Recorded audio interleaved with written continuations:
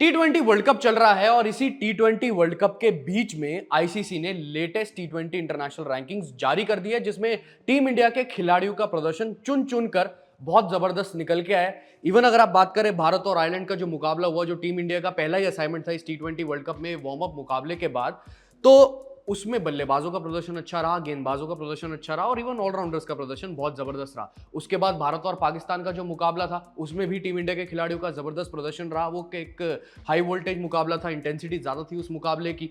खैर, जो अभी अभी मुकाबला हुआ भारत और यूएस का, उससे जुड़ी हुई ये रैंकिंग्स तो नहीं है, पर लेकिन भारत और यूएस के मुकाबले से पहले जो भी मुकाबले टीम इंडिया ने खेले, जो आयरलैंड के खिलाफ, जो पाकिस्तान के खिलाफ, उससे जुड़ी ये रैंकिंग्स हैं, जहां पर रैंकिंग्स में बल्लेबाजों का प्रदर्शन भी जबरदस्त रहा। अगर आप बात करें फॉर इंस्टेंस सूर्य कुमार यादव, तो पहले भी वो T20 इंटरनेशनल में नंबर 1 बैटर थे रैंकिंग्स में।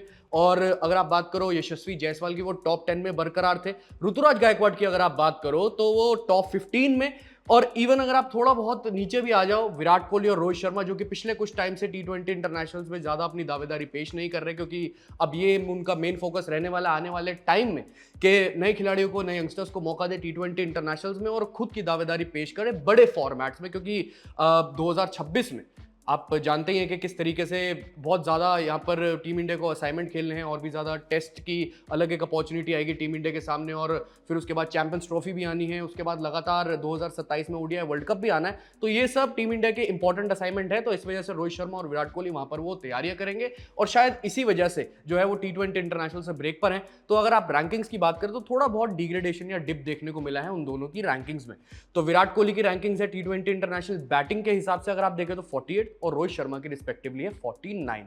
अब आ जाओ गेंदबाजों की रैंकिंग में, तो गेंदबाजों की रैंकिंग में जरूर रवि बिश्नोई है टॉप 10 में, पर लेकिन Ravi Bishnoi unfortunately T20 world cup का हिस्सा नहीं है। अक्षर पटेल जो है टॉप 10 में है, पर लेकिन अगर आप ऊपर से देखें तो उनको 4 स्पॉट्स का नुकसान भी हुआ है, क्योंकि इवन उन्होंने T20 वर्ल्ड कप में प्रदर्शन अच्छा किया, पर लेकिन ये जो रैंकिंग्स है वो ओवरऑल पिछले कुछ टाइम से देखी जाती है, इस वजह से थोड़ा बहुत प्रदर्शन यहाँ पर उनका डिप भी रहा है। ऐसा है कि जो आयरलैंड के खिलाफ उन्होंने 1 विकेट अपने नाम करी थी, 1 ओवर में 3 रन दिए थे और 3 की इकोनॉमी हो गई फॉर ऑब्वियस रीजन, और उसके बाद उन्होंने 1 विकेट अपने नाम करी। और उसके बाद पाकिस्तान के खिलाफ जो उस्मान खान का उन्होंने विकेट लिया था, वो सिर्फ 1 ही विकेट आया उनके खाते में।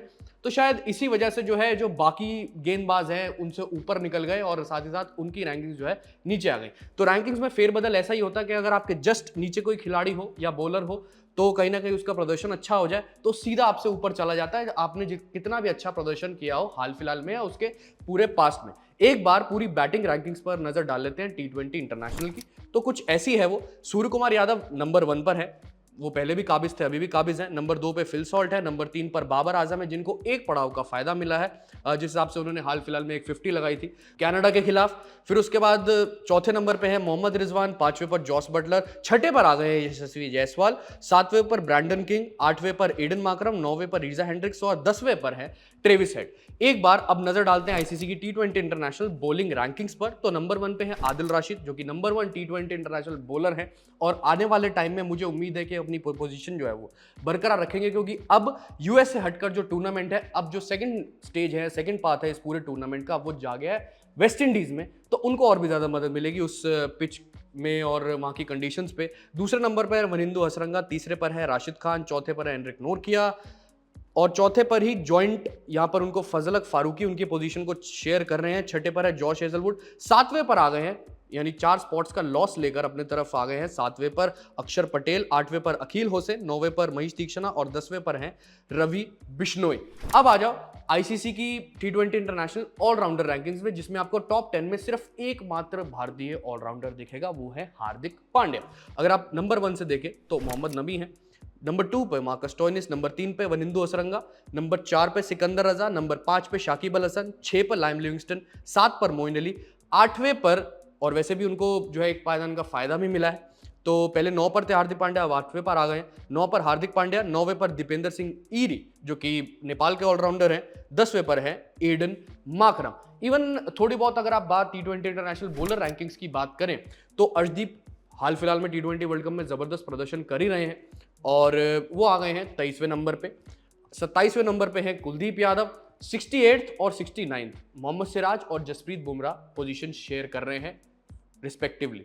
अगर आप ट्रेविस हेड की बात करें, जिनका आईपीएल का जबरदस्त प्रदर्शन रहा आईपीएल में भी और हाल फिलहाल में भी ऑस्ट्रेलिया को शुरुआत तो अच्छी दिलाई थी ऑस्ट्रेलिया का जो पहला मुकाबला था टी20 वर्ल्ड कप में डेविड वार्नर के साथ ओपनिंग में साझेदारी करके, तो ट्रेविस हेड भी टॉप 10 में पहली बार आए हैं आईसीसी टी20 इंटरनेशनल बैटिंग रैंकिंग्स में। 10वें नंबर पर आ गए हैं ट्रेविस हेड। खैर आने वाले टाइम में ऑस्ट्रेलिया को अब सुपर 8 में भारत से भी खेलना है और आगे भी रिस्पेक्टिव टीमों से खेलना है, जो जो दावेदारी अच्छे तरीके से पेश करेंगे अपने अपने रिस्पेक्टिव ग्रुप से या ऑस्ट्रेलिया से जिनका मैचअप होगा।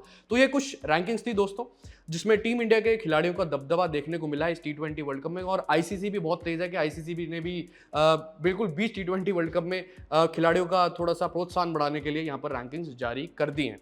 फिलहाल अभी के लिए इस वीडियो में इतना ही। आप क्या सोचते हैं इस रैंकिंग्स के बारे में, कमेंट सेक्शन में मुझे जरूर बताएं।